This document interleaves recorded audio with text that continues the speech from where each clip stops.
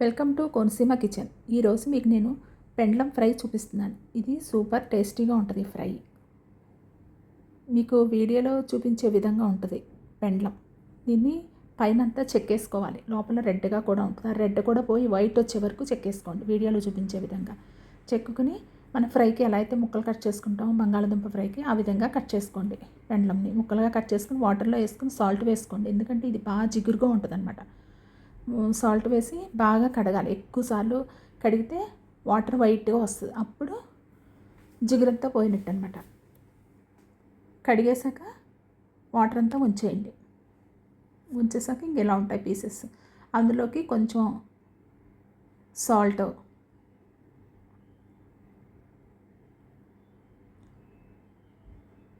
పసుపు వేసుకోండి. వేసుకొని బాగా కలపండి.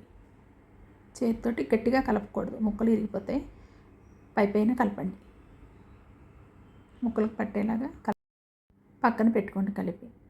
ఇప్పుడు స్టవ్ మీద పాన్ పెట్టి పాన్ హీట్ అయ్యాక ఆయిల్ వేసుకోవాలి. నేనైతే ఆయిల్ తక్కువే వేస్తున్నాను. ఎక్కువ ఆయిల్ కావాలనుకున్న వారు ఎక్కువ వేసుకోవచ్చు.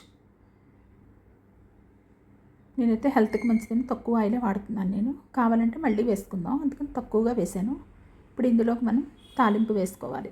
ఎండుమిరపకాయలు, జీలకర్ర, మినప్పప్పు, కరివేపాకు తాలింపు వేసుకుని ఫ్రై చేయాలి.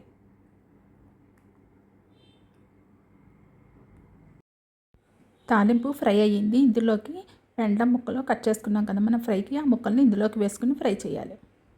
ఆయిల్ పట్టేలాగా కలిపి మొత్తం కలపండి. పైకి కిందకి కలిపి మూత పెట్టి ఉంచాలి 1 నిమిషం.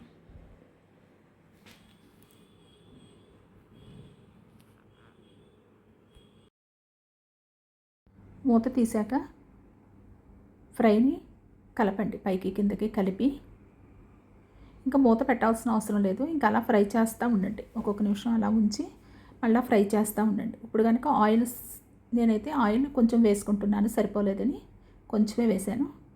మీరు కూడా చూసి వేసుకోండి. మళ్ళీ ఆయిల్ కొంచెం వేసి మళ్ళీ బాగా ఫ్రై చేయాలి. పైకి కిందకి కలపాలన్నమాట. ఇప్పుడు సాల్ట్ సరిపోకపోతే కొంచెం సాల్ట్ వేసుకోండి. నేను కొంచెం సాల్ట్ వేసుకుని మొత్తం ముక్కలన్నికి పట్టేలాగా కలపండి.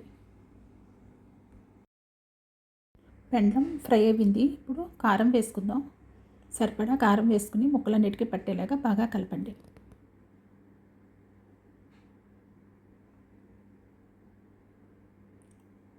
పెండ్లం ఫ్రై రెడీ అయ్యింది. ఇప్పుడు మనం ప్లేట్లోకి తీసుకుందాం. పెండ్లం ఫ్రై రెడీ. ఇది సూపర్ టేస్టీగా ఉంటుంది. మనం సాంబార్ చేసుకున్న ఫ్రైగా కూడా చేసుకోవచ్చు. సులువుగా అయిపోతుంది. ఆయిల్ కూడా ఎక్కువ వేసుకోకుండానే చేసుకోవచ్చు. ఆయిల్ వేసుకోవాలనుకున్నవారు కొంచెం ఎక్కువ వేసైనా చేసుకోవచ్చు. మీ అందరూ కూడా ట్రై చేసి టేస్ట్ చేసి ఎలా ఉందో చెప్పండి. సబ్స్క్రైబ్ చేసుకోండి, లైక్ చేయండి.